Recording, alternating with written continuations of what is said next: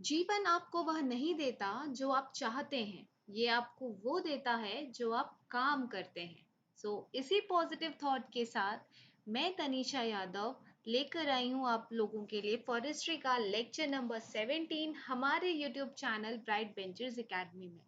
Lecture को start करने से पहले मैं आप सभी को बहुत सारा थैंक्स कहना चाहती हूँ। आज गुरु पूर्णिमा के अवसर पर आप सभी की तरफ से मुझे जो विशेस मिले हैं, thank you so much. May all your dreams come true, may you people have all the successes in your life. Thanks a lot, thank you so much.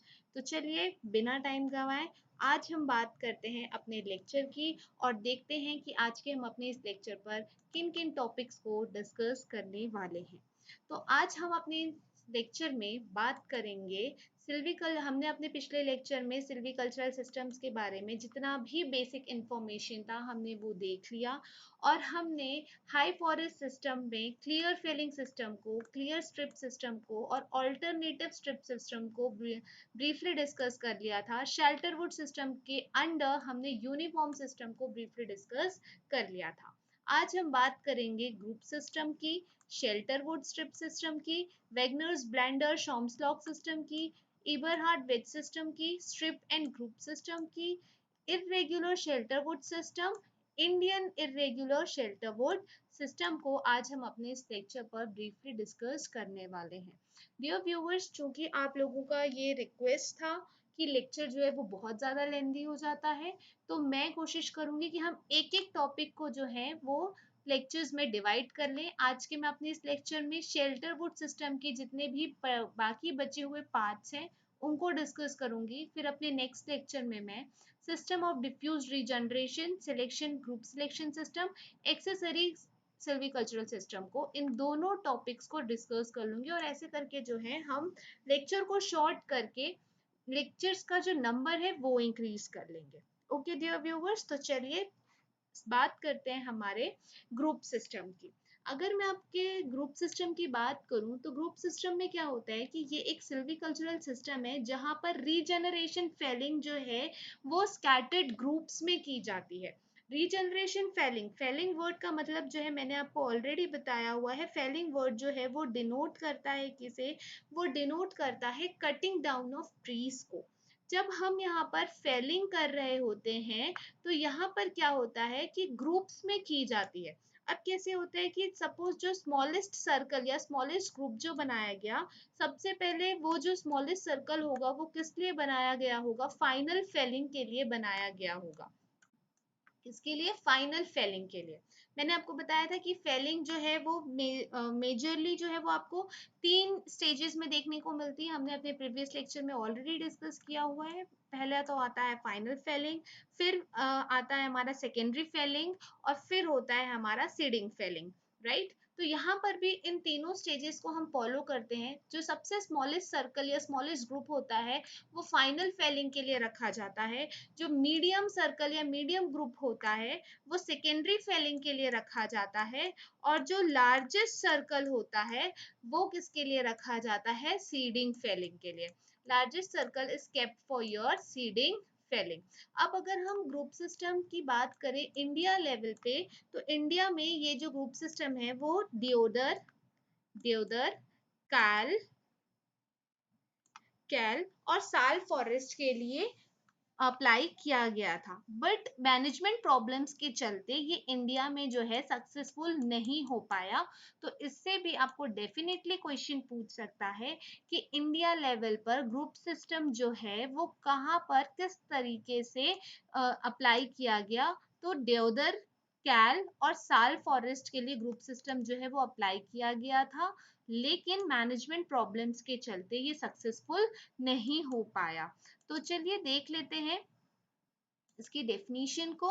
तो अगर मैं इसके डेफिनेशन की बात करूं तो ये क्या होता है, ये एक सिल्वीकल्चरल सिस्टम है जहां पर रीजनरेशन फेलिंग जो है वो स्कैटर्ड ग्रुप्स में की जाती है because of the presence of advance growth. Advance growth का मतलब क्या हुआ कि यहाँ पर जो ट्रीज हैं उनकी जो ग्रोथ है वो नॉर्मल लेवल से ज्यादा चल रही है, मतलब उनको प्रॉपर अमाउंट में सनलाइट मिल रहा है, मिनरल्स मिल रहे हैं, जिससे उनकी ग्रोथ रेट जो है वो काफी अच्छी हो गई है as comparison to normal growth. जो कि किसको बढ़ावा देती है, रीजनरेशन को बढ़ावा देती है। फिर this is also known as Bavarian femel schlag. Now यहाँ पर एक वर्ड आपको नजर आ रहा है, बेवेरियन फैमिल श्लैग। तो ये जो वर्ड है बेवेरियन फैमिल श्लैग, तो ये क्या होता है? अगर मैं आपकी बवेरियन की बात करूं तो ये एक सदर्न जर्मन स्टेट है। बवेरियन जो है it is a southern German state. और ये जो ग्रुप सिस्टम है वो जनरली जर्मनी में जो है वो इसकी डिस्कवरी हुई थी। तो बवेरियन वहाँ पर एक सदर्न जर्मन स्टेट है बवेरिया, और वहाँ के पीपल और लैंग्वेज को हम बवेरियन कहते हैं। तो ग्रुप सिस्टम जो है वो जर्मनी से रिलेटेड है, दैट्स वाई।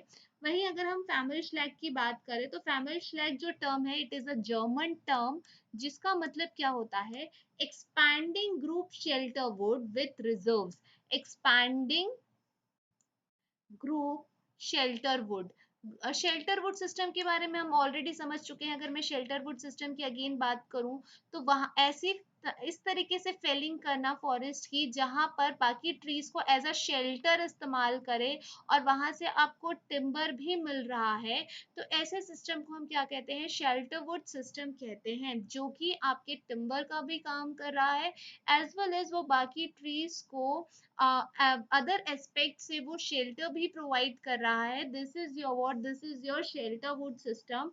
तो शेल्टर वुड सिस्टम के ग्रुप को एक्सपैंड करना विथ रिजर्व्स। रिजर्व्स मतलब क्या हुआ कि अपने जरूरतों के लिए रिजर्व करके रखना। जैसे टिम्बर्स हो गए, तो टिम्बर्स आपका क्या, आप उसको अगर आप फॉरेस्ट्री कर रहे हो तो आपका मेजर क्या है कि आपको फॉरेस्ट से ज्यादा प्रोडक्ट मिल सके, राइट? तो ये क्या हुआ आपका, that is your what, family schlag. Family schlag क्या है आपका, एक जर्मन टर्म है। तो आपको यहाँ से भी एमसीक्यू आ सकता है कि ग्रुप सिस्टम को हम और किस नाम से जानते हैं, तो it is also known as Bavarian family schlag. अब अगर हम इसकी एप्लीकेबिलिटी की बात करें तो ये देवदर और खैल में जो है एप्लीकेबल है। मैंने अभी आपको बताया कि इंडिया में भी जो है ये देवदर, खैल और साल फॉरेस्ट में अप्लाई किया गया था, but it was not so successful because of their management problems. Okay, one more thing कि मुझे कुछ कमेंट्स आ रहे थे कि या तो मैं लेक्चर जो है वो इंग्लिश में बनाऊं या तो मैं हिंदी में बनाऊं। तो it is quite difficult for me to take the whole lecture in fluent Hindi. Hindi क्या होती है कि ऐसा नहीं है कि मैं हिंदी, अगर मैं हिंदी की बात करती हूँ तो हम बोलचाल की भाषा में, that is not your pure Hindi, right? वो आपकी प्योर हिंदी नहीं होती है। लेकिन अगर मुझे हिंदी में लेक्चर लेने के लिए कहा जाए तो मुझे इट मीन्स व्हाट कि मुझे सारे टर्मिनोलॉजीज जो है वो कंप्लीटली प्योर हिंदी में ही लेकर लेक्चर बनाना होगा। लेकिन it is quite difficult for मी क्योंकि मेरा बैकग्राउंड कंप्लीट इंग्लिश मीडियम का है। और अगर मैं फ्लुएंट इंग्लिश में लेक्चर बनाती हूँ तो जो हिंदी हिंदी मीडियम के व्यूअर्स मेरा लेक्चर देख रहे हैं तो ये उनके लिए बहुत टफ हो जाएगा। सो प्लीज सपोर्ट कीजिए, ये आप लोगों के लिए ही है। और एक बात कि आजकल मेरे फॉरेस्ट्री के लेक्चर्स पर इतने ज्यादा व्यूज नहीं आते हैं, मुश्किल से 12 घंटे में 100 150 व्यूज आते हैं। इस वजह से 2 दिन से जो है मैं लेक्चर अपलोड नहीं कर पा रही थी, बिकॉज आई वॉज लाइक कि मैं जब इतनी मेहनत कर रही हूँ तो मेरे मेहनत को वो आउटपुट जो है वो अब उस तरीके से नहीं मिल रही है, जितना वो प्यार मुझे नहीं मिल पा रहा है जितना मुझे अपने प्रीवियस लेक्चर्स में मिला। And I already told you before कि मुझे आप लोगों से मोटिवेशन चाहिए। आप ज्यादा से ज्यादा लाइक करें, ज्यादा से ज्यादा शेयर करें ताकि मैं और वीडियोस लेकर आऊं। बट जब मेरे वीडियो में व्यूज ही नहीं आता है तो वो अंदर से ही वो डीमोटिवेशन जैसा लगता है कि मैं इतनी मेहनत कर रही हूँ और मेरी मेहनत को इतना सपोर्ट नहीं मिल रहा है। सो प्लीज मैं आपसे वापस रिक्वेस्ट करती हूँ कि प्लीज मेरे लेक्चर को जो है ज्यादा से ज्यादा शेयर कीजिए, ज्यादा से ज्यादा देखिए। ये आप लोगों की भलाई के लिए है। आप लोग देखेंगे तो आप लोगों को सिलेक्शन मिलेगा। मेरा क्या है, मैं तो अपना तैयारी कर रही हूँ और आप लोगों के लिए लेक्चर बना रही हूँ, तो मेरी तो डबल पढ़ाई हो जाती है। तो it is beneficial for me, but ये आप लोगों के लिए बेनिफिशियल हो, that's why I have started this new lecture series. Plus हमारे जो है स्कूल के ऑनलाइन क्लासेस भी होते हैं।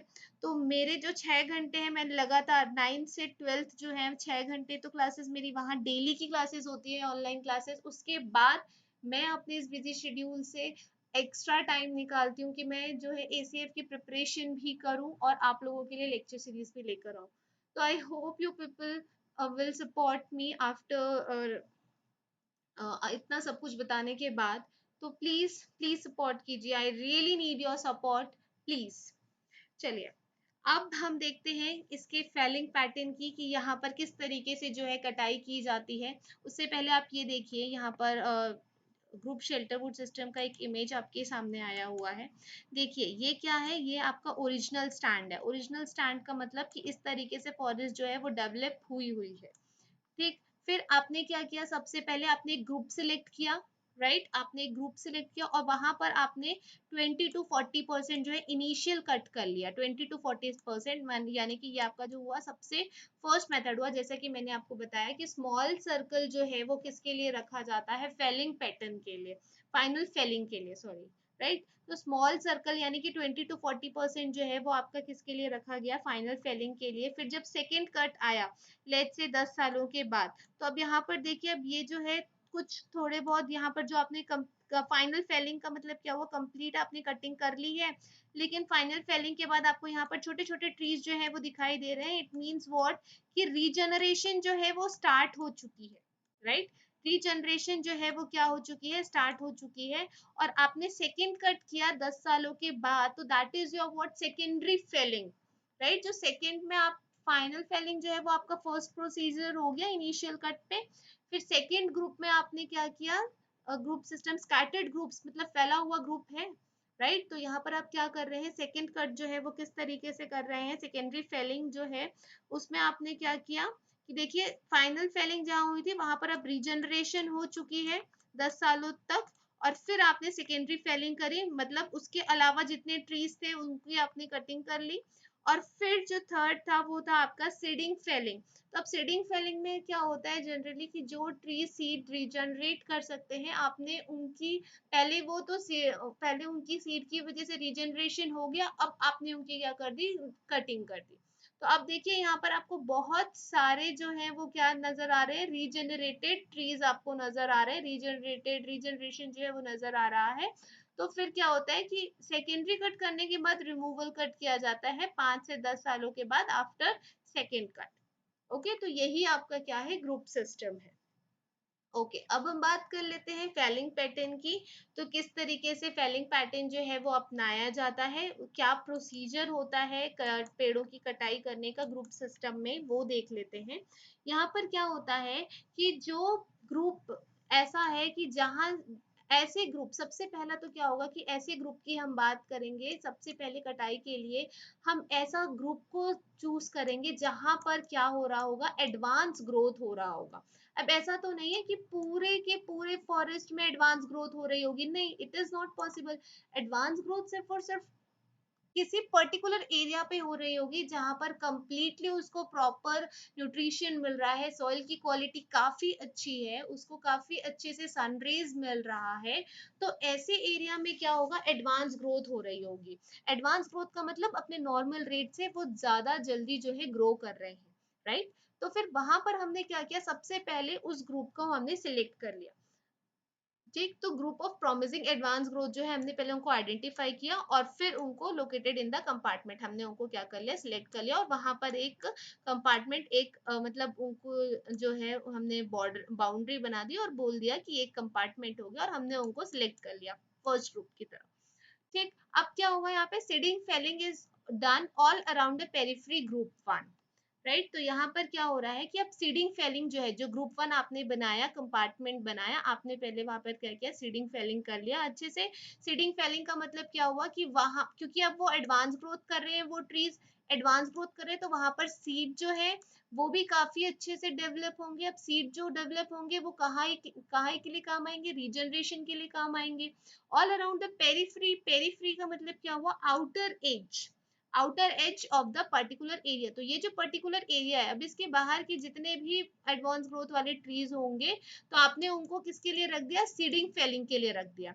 क्यों, क्योंकि वो एडवांस ग्रोथ कर रहे हैं, है ना। सपोज क्या है, अच्छा चलिए ऐसा समझिए, एक सेकेंड, ठीक, समझिए कि ये वाला जो एरिया है ये पूरा का पूरा आपका कंपार्टमेंट वन हुआ जहां पर एडवांस ग्रोथ हो रही है। तो आपने इसके जो आउटर वाले आउटर सरफेस जो है, ये पूरे एडवांस ग्रोथ के जो आउटर ट्रीज हैं आपने इनको क्या कर दिया, सीडिंग फेलिंग के लिए रख दिया, क्योंकि यहाँ पर एडवांस ग्रोथ हो रही है। एडवांस ग्रोथ होने की वजह से क्या होगा कि यहाँ पर जो सीड्स है वो काफी अच्छे से प्रोड्यूस होंगे जो कि आगे रीजनरेशन के काम आएंगे। ओके, तो ये आपका क्या हो गया कि सीडिंग फेलिंग के लिए जो आउटर वाला एरिया है जिसको आपने एडवांस ग्रोथ वाले को एक कंपार्टमेंट चूज किया था उसको आपने क्या कर लिया, सीडिंग फेलिंग के लिए आउटर एज को जो है ट्रीज को रख लिया। अब क्या हो रहा है कि अब हमने क्या देखा कि एडवांस ग्रोथ जो है वो इनएडुक्वेट हो गया, यानी कि अपर्याप्त तो हो गया है, जितनी हमें चाहिए थी उतनी मात्रा में नहीं हो रही है, अपर्याप्त हो गई है। तो अब वहां पर क्या करते हो, आप गैप्स क्रिएट करते हो बाय फेलिंग। अब गैप्स आपने क्यों क्रिएट किया, गैप्स क्रिएट करने का मोटिव हमारा क्या था कि जो लाइट मिलना चाहिए ट्रीज को एडवांस ग्रोथ के लिए वो उनको नहीं मिल रही है। ये सेकंड वाला केस आ रहा है आपके पास। सेकंड वाला केस आया मतलब कि जब आपने एडवांस कंपार्टमेंट का सिलेक्शन कर लिया, अब आप बाकी जगहों पर देख रहे हैं कि वहां पर एडवांस ग्रोथ क्यों नहीं हो रही है भाई, क्या रीजन है। तो हमें क्या पता चला कि वहां पर जो है लाइट डिमांडिंग स्पीशीज है वो, और वहां पर प्रॉपरली लाइट जो है वो पहुंच नहीं पा रही है। तो इस वजह से हमने क्या किया, वहां पर गैप क्रिएट किया, क्या करके, फेलिंग करके, पेड़ों की कटाई करके हमने वहां पर क्या किया, गैप क्रिएट किया। और फिर क्या हुआ कि वहां पर जो लाइट डिमांडिंग स्पीशीज थी उनको लाइट मिलने लगी और फिर जो है वो ग्रोथ करने लगे, राइट। अब क्या हुआ कि अब ये सब हो गया, उसके बाद हमने क्या किया, सेकेंडरी फेलिंग करी, राइट। अब क्योंकि फर्स्ट पार्ट जो था वो हमारा हो गया, ठीक। अब किसकी बारी आई, सेकेंडरी फेलिंग की बारी आई। जब रीजनरेशन जो है, हमने जो गैप बनाया था हमें वहां पर दिखने लगा, फर्स्ट ग्रुप में हमने जहां पर एडवांस कंपार्टमेंट बनाया था एडवांस ग्रोथ के लिए, हमने वहां पर ऑलरेडी कटिंग जो है जो फर्स्ट हमारा पार्ट होता है स्मॉलर सर्कल वाला फाइनल फेलिंग वाला, वो हमने कर लिया। अब हमने देखा कि वहां पर जो रीजनरेशन है भाई वो तो स्टार्ट हो चुकी है। तो अब रीजनरेशन स्टार्ट हो चुकी है तो हमने क्या किया, सेकेंडरी फेलिंग जो है वो भी कर ली। अब किसकी बारी आएगी, सीडिंग फेलिंग की। अब सीडिंग फेलिंग जो है वो कहां पर होगी, ग्रुप सेकेंड में, ठीक। अब सीडिंग फेलिंग जो है वो ग्रुप सेकंड में होगी। ग्रुप सेकंड कौन सा था आपका, जो आपने लास्ट वाला, जो आपने एडवांस ग्रोथ के पेरिफ्री वाले ग्रुप वन के बाहर जो आपने क्या किया हुआ था, सीडिंग फेलिंग के लिए जो ट्रीज आपने रख दिए थे एडवांस ग्रोथ वाले, अब आप क्या करोगे, वो जो है वो आपका ग्रुप टू हो गया। अब आप क्या करोगे उसको, सीडिंग फेलिंग, अब उनकी कटाई करना आप शुरू करोगे, ठीक। अब क्या हो रहा है कि अब जब रीजनरेशन यहाँ पर काफी अच्छे से होने लग गई है, सेकेंडरी फेलिंग, अब ग्रुप सेकंड में जो है रीजनरेशन काफी अच्छे से होने लग गई है, तो अब आप वहां पर क्या कर दोगे, सेकेंडरी फेलिंग कर दोगे। ऐसा समझो कि ये पूरा एक फॉरेस्ट था, इस वाले पार्ट पे एडवांस ग्रोथ हो रहा था। तो एडवांस ग्रोथ हो रहा है तो हमने इसके जो आउटर पार्ट्स थे हमने उसको किसके लिए रख दिया, सीडिंग फेलिंग के लिए रख दिया। और जब हमने बाकी पार्ट्स में देखा कि क्यों अच्छे से जो है ट्रीज एडवांस ग्रोथ नहीं कर रहे हैं, तो हमने यहाँ पर कुछ फेलिंग कर दी, कुछ पेड़ों की जो है कटाई कर दी, ताकि प्रॉपर जो सनलाइट है वो यहाँ पर क्या कर सके, पहुंच सके। जैसे ही हमने वहां पर कटाई शुरू की तो सनलाइट, जो लाइट डिमांडिंग स्पीशीज थी उनको प्रॉपर लाइट मिलने लगी, और जो गैप हमने क्रिएट किया था पेड़ों की कटाई के बाद, वहां पर रीजनरेशन जो है वो स्टार्ट होना शुरू हो गया। तो सबसे पहला वाला पार्ट जो था वो आपका ग्रुप वन था, फिर आपने जो सीडिंग फेलिंग के लिए रखा हुआ था एडवांस ट्रीज को वो ग्रुप टू था, और फिर यहाँ पर जब हमने गैप क्रिएट किया वहां पर रीजनरेशन स्टार्ट हुआ। तो जैसे ही सीडिंग फेलिंग हुई हमने वहां पर क्या किया, सेकेंडरी फेलिंग, पेड़ों की कटाई जो है सेकेंडरी बीच में हमने उनकी कटाई जो है वो शुरू कर दी। अब जो फाइनल फेलिंग है that is done in group one. Group one में जो था हमने उनकी क्या करी, फाइनल फेलिंग करी। और सीडिंग फेलिंग जो है वो सक्सेसिव एरियाज, उसके बाद वाले एरियाज पे जो है वो क्या होने लगे, सक्सेसिव, ये थर्ड है ना, ग्रुप थर्ड, ओके, वो क्या होने लगे, हमने उनकी कटाई करना जो है वो शुरू कर दिया। और इस तरीके से फेलिंग जो है वो कंप्लीट फॉरेस्ट में वन बाय वन करके टेक प्लेस होती रहती है इन the form of groups, groups के फॉर्म पे। अब अगर हम यहाँ के टेंडिंग ऑपरेशन की बात करते हैं, तो टेंडिंग ऑपरेशन जो है वो किसको इंक्लूड करता है? सबसे पहला जो होता है slash disposal. Now what is the meaning of slash? ये हमने अपने एमसीक्यूज वाले वीडियोस में जो है डिस्कस किया हुआ है। स्लैश का मतलब क्या होता है? Removal of a dead tree, that is your word slash. ठीक, तो हमने क्या किया? स्लैश डिस्पोजल किया टेंडिंग ऑपरेशन में, वीडिंग, जो वीड्स थे उनका रिमूवल किया, क्लीनिंग एंड श्रब कटिंग की। फिर अगर हम बात करें कि यहाँ से किस तरीके के क्रॉप हमें मिलते हैं, क्रॉप किस तरीके से मिलते हैं, तो यंगर क्रॉप जो होते हैं वो आपके अनइवन एज्ड होते हैं, क्योंकि कटाई देखिए क्या होती है, ग्रुप में होती है, और गैप्स भी हमने क्रिएट किया है, तो जो यंगर क्रॉप होंगे डेफिनेटली अनइवन एज्ड के होंगे, लेकिन बड़े होते होते जो है वो इवन एज्ड के आसपास जो है वो पहुंच जाते हैं। ओके, अब अगर मैं इस ग्रुप से एडवांटेज की बात करूं, तो यहाँ पर क्या होता है कि जो यंग क्रॉप होते हैं वो बहुत ही नेचुरल वे से डेवलप कर पाते हैं, प्लस यहाँ पर जो सीड बियरर होते हैं उनको जो डेंजर होता है कि वो अच्छे से सीड बियर कर पाएंगे या नहीं कर पाएंगे, तो वो जो डेंजर है वो थोड़ा कम होता है यहाँ पर। इनफैक्ट यहाँ पर जो लॉगिंग की वजह से जो डैमेज होता है, जो कन्वर्जन होता है, उस वो भी उसका खतरा भी ज्यादा नहीं होता है इन द ग्रुप सिस्टम, क्योंकि आप एक पर्टिकुलर ग्रुप, एक पर्टिकुलर एरिया पे कटाई कर रहे हैं, तो बाकी जो एरियाज होते हैं उन पर ज्यादा कोई डैमेज का इफेक्ट नहीं पड़ता है। फिर वहीं अगर हम यहाँ के डिसएडवांटेज की बात करें, तो यहाँ पर क्या होता है कि ग्रुप्स को लोकेट करना एडवांस ग्रोथ के हिसाब से कि काफी डिफिकल्ट हो जाता है। क्यों? क्योंकि अगर आपको एडवांस ग्रोथ वाले एरिया को पहचानना है, तो उसके लिए आपको काफी एडवांस स्टडी करनी होती है सिल्वीकल्चरल सिस्टम की, और ये काम बेसिकली एक फॉरेस्टर का होता है। इनफैक्ट जब हम इतनी मेहनत करें और जब हम एसीएफ बन जाएंगे, फॉरेस्ट रेंजर बन जाएंगे, तो हमारा भी काम यही होगा। पहले हमें ट्रेनिंग में यही सब सिखाया जाता है कि किस तरीके से हमें फॉरेस्ट्री करनी है। तो आपका जो स्टडी है, आपकी जो नॉलेज है वो काफी एडवांस होनी चाहिए, तो इसके लिए हमें काफी एडवांस नॉलेज की जरूरत होती है, तो इस वजह से ये सबसे पहला डिसएडवांटेज है। सेकंड क्या होता है कि हमें क्या करना होता है कि ट्री को काटने से पहले उसकी मार्किंग करनी होती है। अब चूंकि हम ग्रुप में कर रहे हैं, तो हम घूम फिर के क्या हो जाता है, मार्किंग में जो है कंफ्यूज हो जाते हैं, तो ये भी एक डिसएडवांटेज होता है। और वीडिंग और क्लियरिंग जो होती है वो भी काफी डिफिकल्ट हो जाती है, और सुपरविजन और उनकी कटाई पर कंट्रोल करना वो भी क्या हो जाता है, डिफिकल्ट हो जाता है। तो इस तरीके से ये इसके एडवांटेजेस और डिसएडवांटेजेस थे।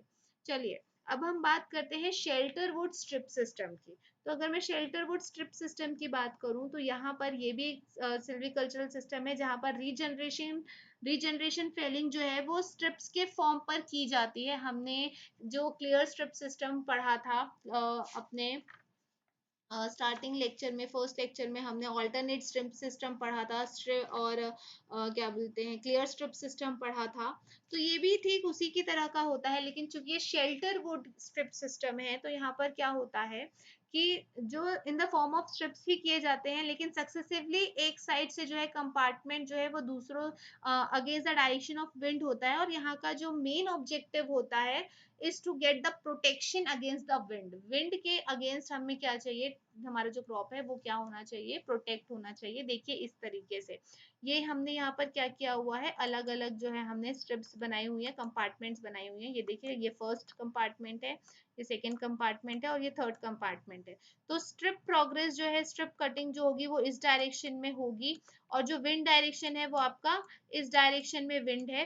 फर्स्ट कंपार्टमेंट में जो हम काम करेंगे वो है हमारा फाइनल फेलिंग वाला काम। सेकेंड कंपार्टमेंट सेकेंडरी फेलिंग होगी, और थर्ड में हमारी सीडिंग फेलिंग होगी। तो इस तरीके से जो है हम स्ट्रिप्स के फॉर्म में जो है यहाँ पर फेलिंग करते हैं। तो that is your word shelter wood strip system. देखिए यहाँ पर आपको बहुत सारे टर्म्स ऐसे आएंगे जो कंफ्यूजन क्रिएट करते हैं, तो आपको कंफ्यूज नहीं होना है। हर जगह देखिए क्या होता है कि जो स्ट्रिप प्रोग्रेस है, स्ट्रिप कटिंग जो है वो against the direction of wind ही होती है, तो यहाँ पर एज सच कंफ्यूजन वाली कोई बात नहीं है। शेल्टर वुड स्ट्रिप सिस्टम में जो फेलिंग होगा, हमेशा फर्स्ट में फाइनल फेलिंग आएगा, फर्स्ट स्टेज में, सेकेंड स्टेज में सेकेंडरी फेलिंग आएगी, और थर्ड स्टेज में आपकी सीडिंग फेलिंग आएगी। चलिए, तो अब हम इसका फेलिंग पैटर्न देख लेते हैं कि किस तरीके से फेलिंग जो है, कटाई जो है वो की जाती है। तो सबसे पहले क्या होता है कि सीडिंग फेलिंग जो है वो नैरो स्ट्रिप में की जाती है in one side of the compartment. जैसे देखिए ये वाला जो पार्ट है ये थोड़ा नैरो पार्ट है फर्स्ट वाला, और ये मुझे डायग्राम बनाने में थोड़ी थोड़ी मिस्टेक हो गई है। अगर आपको सेकंड और फर्स्ट में सेकंड वाला जो नैरो दिख रहा होगा तो उसको इग्नोर कीजिए। फर्स्ट वाला जो होता है वो काफी नैरो होता है, जहां पर क्या किया जाता है, सीडिंग फेलिंग किया जाता है। Okay, narrow strip. फिर क्या होता है कि रीजनरेशन जब स्टैब्लिश होने लगती है फेल्ड स्ट्रिप्स में, जो स्ट्रिप्स में हमने कटाई ऑलरेडी कर चुके हैं, वहां पर जब क्या होता है रीजनरेशन होने लग जाता है, तब सेकेंडरी फेलिंग जो है वो की जाती है। अब क्या होता है कि जो सक्सेसिव स्ट्रिप आपने सिलेक्ट की है, तो वहां पर क्या होता है सीडिंग फेलिंग जो है वो टेक प्लेस की जाती है। सक्सेसिव स्ट्रिप का मतलब क्या हुआ, एक के बाद एक। अब सपोज आपने यहाँ पर सबसे पहले क्या किया, आपने कटिंग कर ली यहाँ पर, अब फिर क्या हुआ सीडिंग फेलिंग की वजह से यहाँ से जो सीड्स हैं वो यहाँ पर आ गए और उनका रीजनरेशन जो है वो स्टार्ट हो गया। जैसे ही यहाँ पर रीजनरेशन स्टार्ट हुआ इस वाले स्ट्रिप में, तो आपने सेकेंड स्ट्रिप में सेकेंडरी फिलिंग कर ली, और जब सेकेंडरी फिलिंग में भी रीजनरेशन जो है स्टार्ट हो गया, तो अब उसके सक्सेसिव स्ट्रिप में जहाँ की पे आप सीडिंग फेलिंग के लिए जिसको ऑलरेडी रोक के रखे हुए थे, तो अब वहां पर आप क्या करोगे, सीडिंग फेलिंग जो है वो आप उसको कैरी आउट करोगे।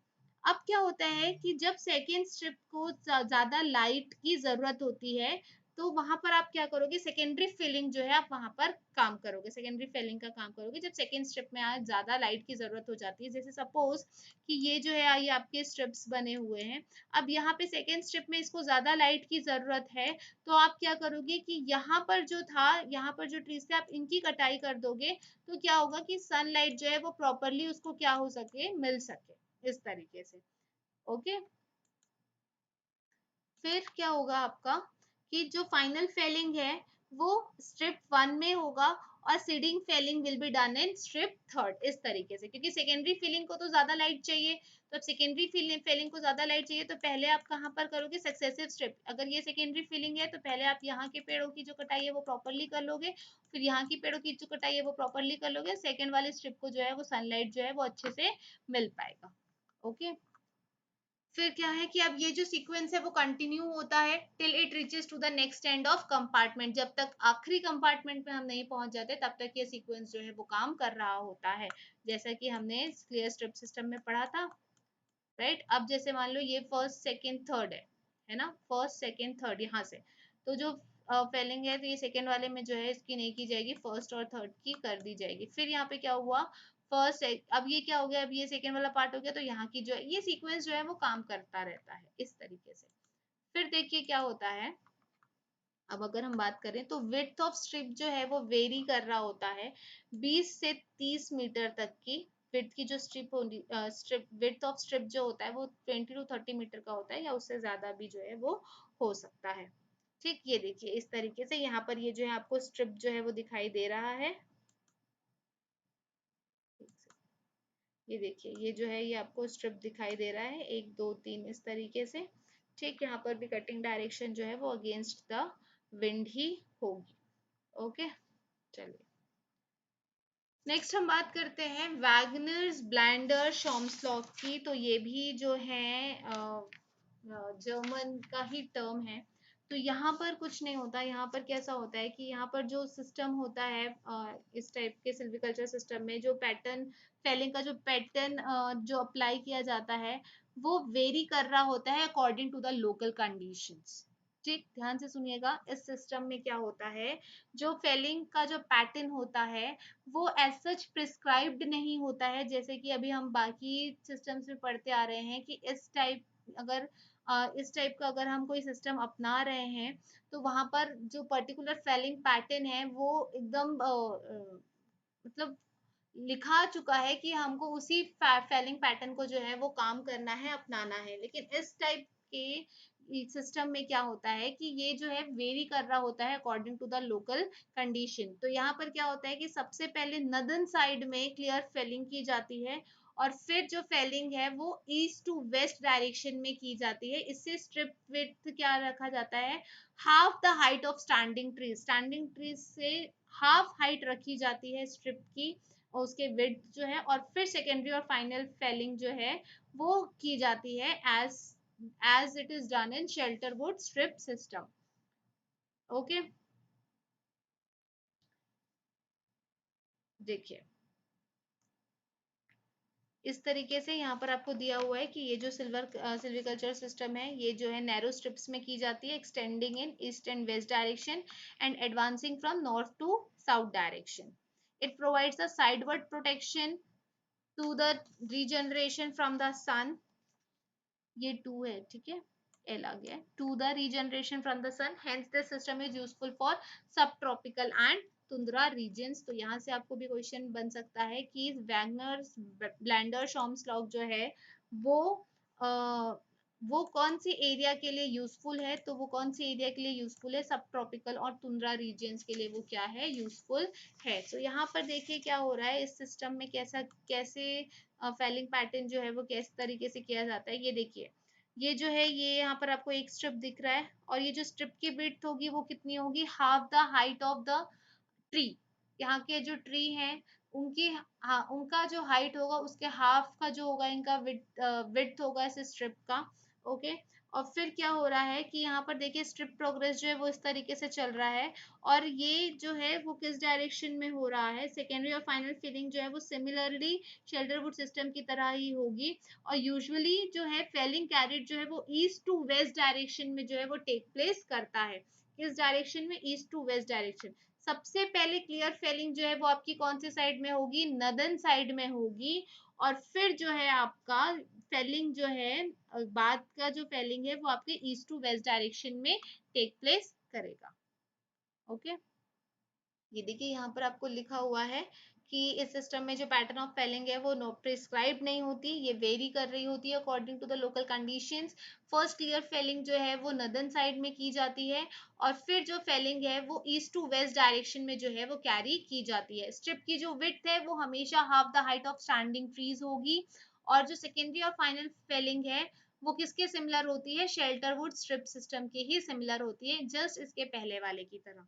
तो यहाँ से भी आपको क्वेश्चन जो है बहुत अच्छा क्वेश्चन बन सकता है कि कौन से फेलिंग, कौन से सिस्टम में जो विड्थ होता है, स्ट्रिप का जो विड्थ होता है वो half the height of standing trees होता है. तो कौन से वैगनर्स शार्म्सलॉक सिस्टम में, वैगनर्स ब्लेंडर शार्म्सलॉक सिस्टम में ये जो है ये टेक प्लेस किया जाता है, कैरी किया जाता है. तो इस तरीके से आपको जो है क्वेश्चंस जो हैं वो बन सकते हैं. इनफैक्ट कौन से सिस्टम में जो है फेलिंग जो है, पैटर्न ऑफ फेलिंग जो है वो according to the local conditions की जाती है. तो वो किस में की जाती है, वैगनर्स ब्लेंडर शॉर्म्सलॉक. अच्छा, और एक बात डियर व्यूअर्स, चूंकि हमारा ये जो एग्जाम है वो बेसिकली फॉरेस्ट से रिलेटेड है, तो डेफिनेटली आपको जो क्वेश्चंस आएंगे वो फॉरेस्ट्री पार्ट से काफी काफी अच्छे क्वेश्चंस, बेहतरीन क्वेश्चंस निकल कर आएंगे. क्योंकि एक फॉरेस्टर को सबसे ज्यादा नॉलेज फॉरेस्ट्री का होना चाहिए, ये मायने रखता है. और मुझे अंदर से ये इंट्यूशन आ रहा है कि फॉरेस्ट्री से जो है आपको क्वेश्चंस जो है वो काफी अच्छे और बेहतरीन क्वेश्चंस जो है वो पूछ सकता है, और डीप में जाकर भी वो क्वेश्चंस जो है वो हो सकता है कि पूछ ले, क्योंकि ये हमारा फर्स्ट टाइम है. लेकिन हमारा एग्जाम जो है वो तो हम फॉरेस्ट्री का है, फॉरेस्ट के लिए ही हम एग्जाम दे रहे हैं. तो इससे जो है आपको क्वेश्चन जो है तो वो डेफिनेटली अच्छे ही आएंगे. अच्छा, चलिए अब बात करते हैं हमारे की क्रॉप यहाँ पर किस तरीके के ऑब्टेन होंगे. तो इवन एज्ड क्रॉप जो है वो आपको मिलते हैं किस डायरेक्शन में, ईस्ट वेस्ट डायरेक्शन में. और अनइवन एज क्रॉप जो है वो आपको नॉर्थ टू साउथ डायरेक्शन में मिलेंगे. ये बेसिकली क्या करता है, स्लोप बना देता है कैनोपी का. क्योंकि देखिए यहाँ पर क्या हो रहा है, ईस्ट वेस्ट डायरेक्शन में आपको इवन एज्ड के क्रॉप मिलेंगे, नॉर्थ टू साउथ डायरेक्शन में आपको अनइवन एज्ड के क्रॉप मिलेंगे. तो ये एक तरीके से स्लोप बना देगा. कैनोपी जो है वो आपका वो इस तरीके से ना होके वो स्लोप बना देगा. और सन जो है वो डायरेक्टली ओवरहेड पे लाई कर रहा होगा, तो ये जो सिस्टम है वो ट्रॉपिकल कंडीशंस के लिए एप्लीकेबल नहीं होंगे. तो आप क्या कीजिए, मैं आपको जो भी हमारा फॉरेस्ट्री का लेक्चर होता है, अब जैसे अब मैंने आपको इसमें बहुत सारे पॉइंट्स बताए, बहुत सारे फैक्ट्स बताए कि जब हम वैगनर्स ब्लैंडर शार्म्सलॉक के बारे में बात कर रहे हैं, तो मैंने आपको बताया इसके कुछ स्पेशल पॉइंट्स बताए कि यहाँ पर क्या होता है कि दूसरों से अलग होता है. यहाँ पर जो पैटर्न ऑफ फेलिंग होती है वो प्रिस्क्राइब नहीं होती है, according to local condition take place करते हैं. तो पॉइंट नंबर 1 में सबसे पहले उसको लिखिए.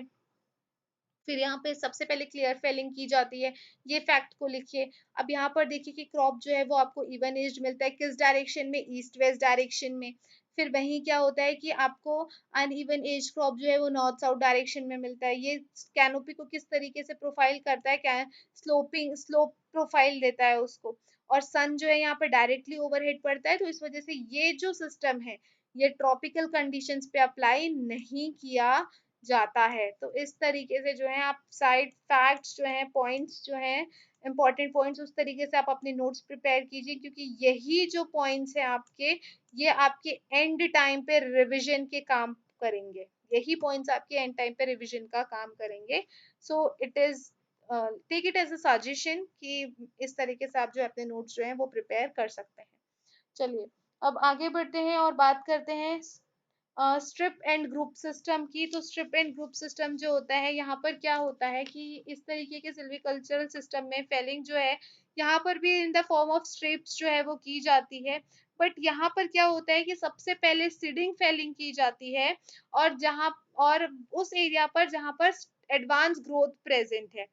ठीक, तो यहाँ पर देखिए, यहाँ पर क्या होता है कि सबसे पहले सीडिंग फेलिंग की जाती है उस एरिया में जहाँ पर एडवांस ग्रोथ प्रेजेंट है, जहाँ पर एडवांस ग्रोथ हो रही है, तो वहां पर ये जो है स्ट्रिप एंड ग्रुप सिस्टम जो है वो किया जाता है। और जब रीजनरेशन काफी अच्छे से होने लगती है, तब जाके सेकेंडरी फेलिंग जो है वो कैरी कैरी की जाती है इन द फॉर्म ऑफ ग्रुप्स।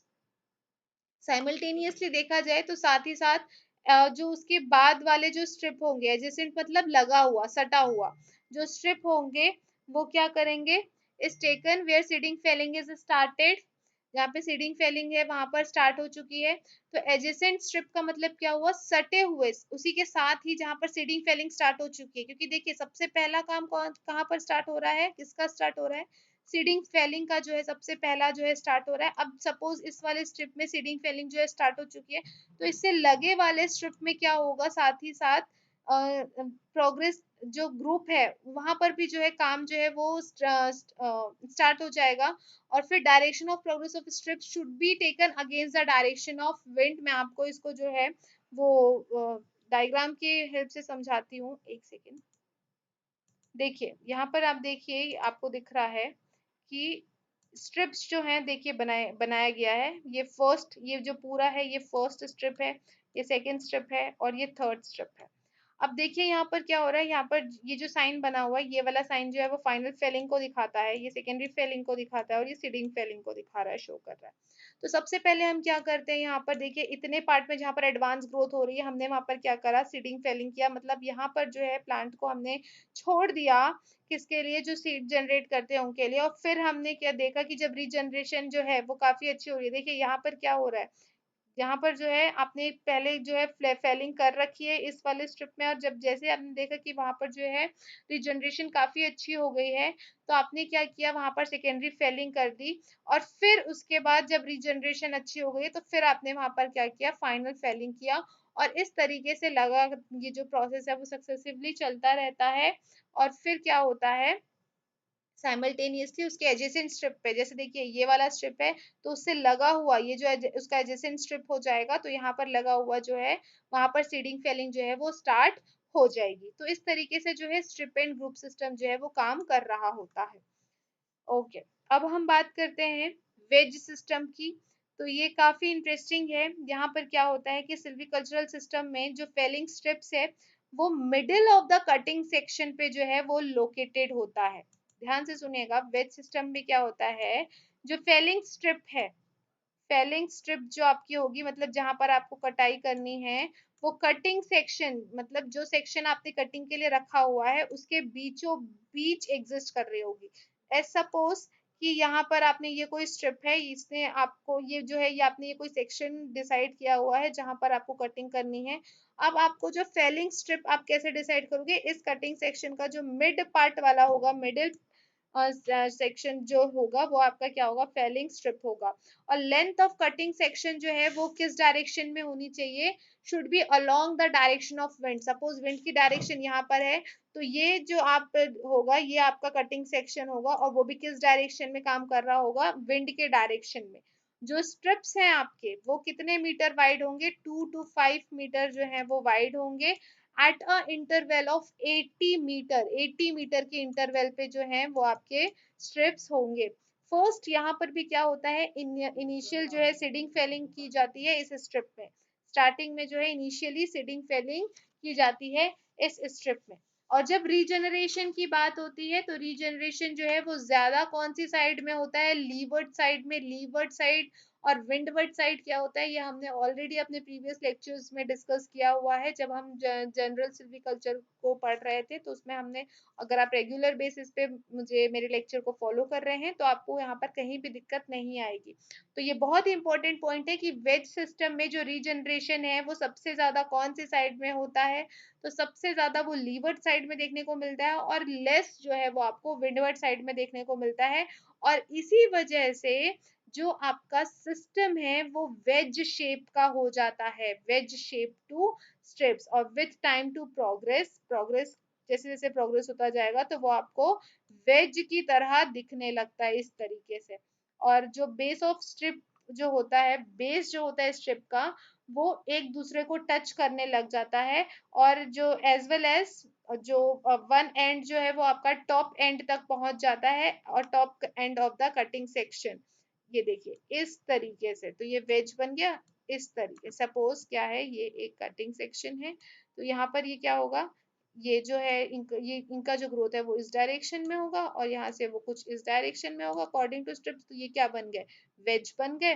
क्योंकि जो रीजनरेशन है वो सबसे ज्यादा कहाँ पर हो रही है, लीवर्ड साइड पे, और विंडवर्ड साइड पे नहीं हो रही है। तो सपोज ये लीवर्ड साइड है, तो यहाँ पर क्या होगा, ग्रोथ जो है वो ऐसे बढ़ती रहेगी। और ये विंडवर्ड साइड है, तो यहाँ पर क्या होगा कि ग्रोथ जो है वो कम हो रही है, ऐसा इस तरीके से। तो वो क्या हो जाते हैं, वेज का शेप ले लेते हैं कटिंग सेक्शन की तरह।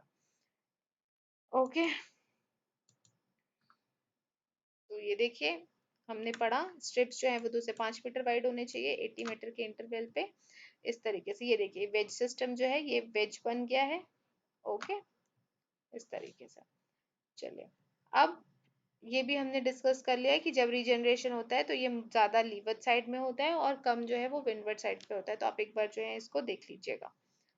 और अच्छा, और एक बात, ये वेज सिस्टम जो है it is more suitable for wind prone area, जहाँ पर विंड जो है काफी अच्छी होती है, विंड जो है काफी स्पीड में ब्लो कर रही होती है, तो ये उस सेक्शन के लिए काफी अच्छा होता है। But the execution of work is more complicated one, यहाँ पर जो एग्जीक्यूशन वन होता है काफी कॉम्प्लिकेटेड होता है। तो जरूर देख लीजिएगा इसको, और साइड पॉइंट्स जो है ना डियर व्यूअर्स, उसको बनाना ना छोड़िएगा। चलिए, अब हम बात करते हैं इरेग्युलर शेल्टर वुड सिस्टम की। तो अगर मैं इरेग्युलर शेल्टर वुड सिस्टम की बात करूं तो यहाँ पर आपको नाम से ही पता चल रहा है इरेग्युलर। ओके, यहाँ पर हमको नाम से ही पता चल रहा है that is your what, irregular. तो यहाँ पर क्या होता है कि जो रीजनरेशन फेलिंग की जाती है वो किस पैटर्न पे, ग्रुप सिस्टम के पैटर्न पर की जाती है। लेकिन जो रीजनरेशन पीरियड होता है वो काफी लॉन्ग होता है, काफी ज्यादा होता है। रीजनरेशन का जो पीरियड होता है वो काफी लंबा होता है, जिससे क्या होता है कि जो रिजल्ट्स हैं आपको, जो क्रॉप मिल रहे हैं वो इरेग्युलर होंगे। इरेग्युलर का मतलब अनइवन होंगे, एज्ड जो है वो क्या होंगे, अनइवन होंगे। ओके, तो इसको हम और किस नाम से जानते हैं, स्विस फैमिल श्लैग और बेडन फैमिल श्लैग के नाम से जानते हैं। तो इसको जो है वो आप अपने साइड पॉइंट्स में जरूर ऐड ऑन कीजिएगा कि इरेग्युलर शेल्टर वुड सिस्टम को हम स्विस फैमिल श्लैग और बेडन फैमिल श्लैग के नाम से जानते हैं। बेसिकली ये क्या होता है, ये कॉम्प्रोमाइज होता है between selection system and shelter would group system. It means what, कि ना तो ये completely shelter would group system का हिस्सा है, ना ही कंप्लीटली सिलेक्शन सिस्टम का हिस्सा है, ये दोनों के बीच का होता है।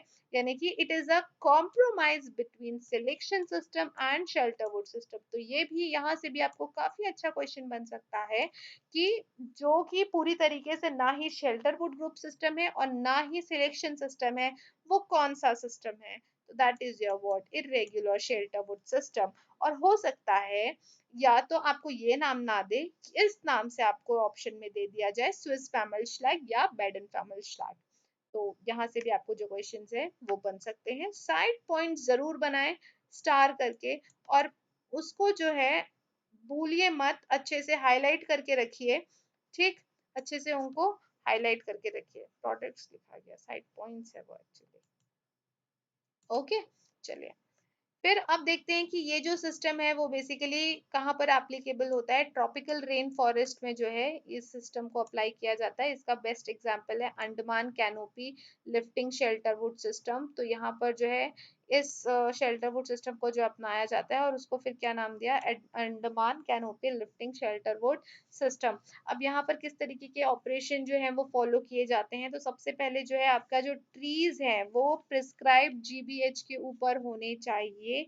अब जीबीएच बेसिकली क्या होता है, गर्थ एट ब्रेस्ट हाइट। हमने जीबीएच भी पढ़ा हुआ है और डीबीएच भी पढ़ा हुआ है। जब हम अपना एमसीक्यूज को डिस्कस कर रहे थे तो हमने वहां पर डीबीएच भी पढ़ा हुआ है और जीबीएच भी पढ़ा हुआ है। तो डीबीएच क्या होता है, डायमीटर ब्रेस्ट हाइट।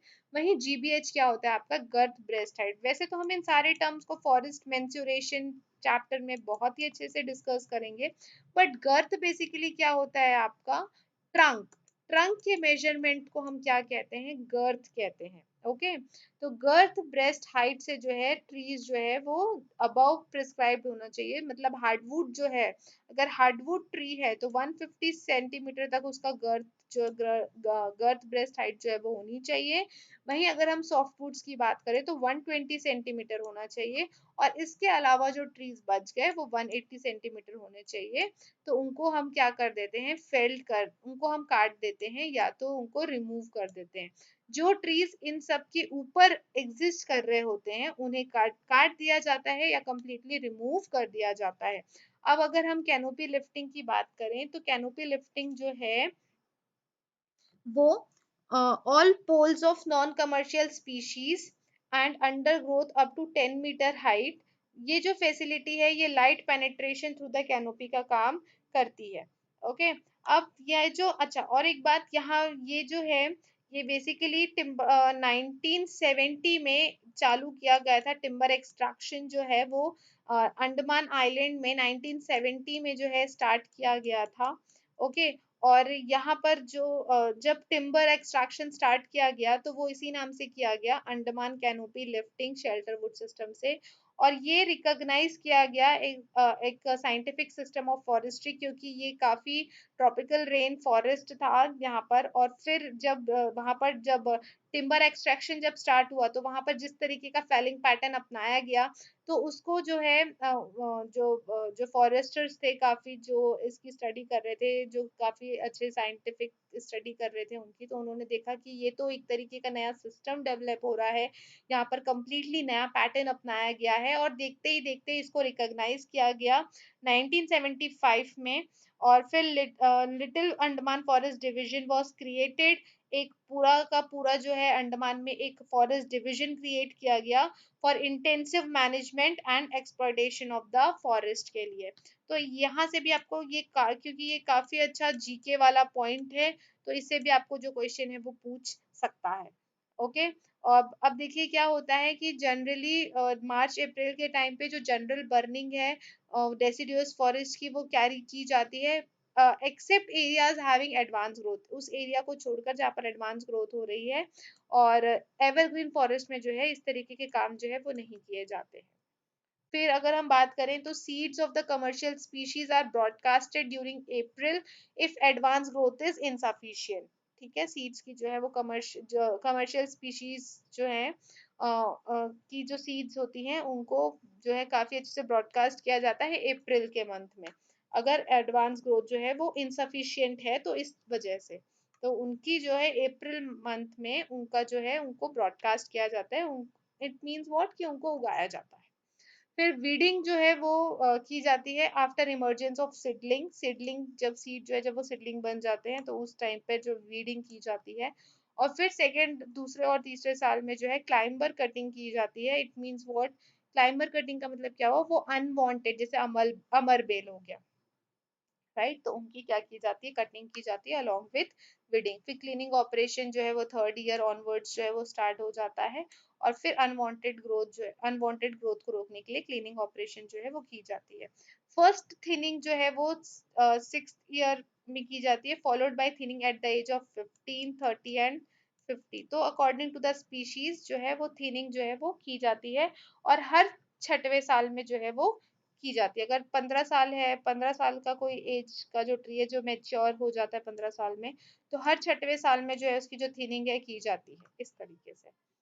अब हमारा जो लास्ट टॉपिक है that is about Indian irregular shelter would system. तो यहाँ पर भी क्या होता है कि क्रॉप जो है वो इरेग्युलरली ओपन अप किया जाता है, मतलब रीजनरेशन जो है वो इरेग्युलर तरीके से होती है, और रिजल्ट क्या निकलता है क्रॉप का कि वो अनइवन हो जाते हैं, और रीजनरेशन जो है वो नेचुरली होती है थ्रू इरेग्युलर ओपनिंग। राइट, यहाँ पर ऐसा नहीं हो रहा है कि आपने पेड़ों की पहले सीडिंग फेलिंग कर दी ताकि क्या रीजनरेशन जो है वो काफी अच्छी हो जाए, ऐसा कुछ नहीं है। यहाँ पर सब कुछ अनइवन है, सब कुछ इरेग्युलर है। इट मींस व्हाट कि रीजनरेशन जो है वो नेचुरली होगी थ्रू इरेग्युलर ओपनिंग, और ये भी फॉलोइंग कंडीशन में टेक प्लेस कर रही होती है। किस तरीके से कि हमें क्या करना है, अननेसेसरी सेक्रीफाइस को रोकने के लिए, मेच्योर स्टैंड के अननेसेसरी सेक्रीफाइस को कम करने के लिए, रोकने के लिए इस तरीके की जो है सिस्टम को अपनाया जाता है। फिर क्या होता है, कुछ सर्कमस्टांसेस में रीजनरेशन जो है वो हमें अपने हिसाब से नहीं मिल पाती है। राइट, अगर सपोज आपने क्या किया, जो पिछले के जो शेल्टर वुड सिस्टम्स हमने पढ़ा, अगर हमने उस तरीके से किया, उस सिस्टम्स को फॉलो करके हमने उन तरीके से किया, तो भी रीजनरेशन जो है हमारे अकॉर्डिंग नहीं होती है। तो इस वजह से भी ये जो कंडीशन, तो भी हमें क्या है, इसको अपनाना पड़ता है, इस वाले सिस्टम को जो है हमें अपनाना पड़ता है। और स्टीप स्लोपी कंडीशन जो है वो होने चाहिए। फिर जो एरिया जहाँ पर लॉस ऑफ फर्टिलिटी के जो डेंजर है वो ज्यादा होता है, तो उस तरीके वहां के एरिया में भी जो है इस सिस्टम को जो है अपनाया जाता है। जिस अब क्रॉप किस तरीके का मिलता है, यहाँ पर हमें इरेग्युलर जो क्रॉप है वो हमें मिलता है। तो डियर व्यूवर्स, आज के हमने अपने इस लेक्चर में जो है कंप्लीटली हमने हाई फॉरेस्ट सिस्टम का जो ए वाला पार्ट था उसको हमने डिस्कस कर लिया है। अब हम अपने नेक्स्ट लेक्चर में बी वाला जो हमारा डिफरेंशिएशन था उसको हम डिस्कस करेंगे। It means what, systems of diffused degeneration के अंदर हम बात करेंगे सिलेक्शन सिस्टम की, और अब और फिर हम देखेंगे ग्रुप सिलेक्शन सिस्टम की।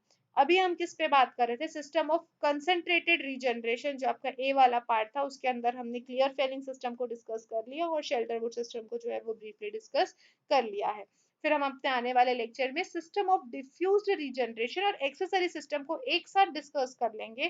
फिर अपने नेक्स्ट लेक्चर में हम कॉपाइस फॉरेस्ट सिस्टम के सातों पार्ट को हम ब्रीफली डिस्कस कर लेंगे, और फिर उसके बाद हमारा जो चैप्टर है उसका एक आध दो टॉपिक रह जाएगा। इट मींस व्हाट कि इस चैप्टर को खत्म होने के लिए मुश्किल से 2 या 3 लेक्चर जो है वो आपको लगेंगे, और फिर उसके बाद हम बढ़ेंगे अपने थर्ड टॉपिक की तरफ, that is about silviculture of trees, sorry, silviculture of mangrove and cold forest की तरफ। ओके, ओके डियर व्यूअर्स, जाते जाते एक बार फिर कि please I need some motivation to make more videos for you people. तो प्लीज मेरे लेक्चर को जो है ज्यादा से ज्यादा शेयर कीजिए, लाइक कीजिए, और चैनल को सब्सक्राइब करना मत भूलिए। Please, I really need some motivation. Thanks for watching, keep supporting.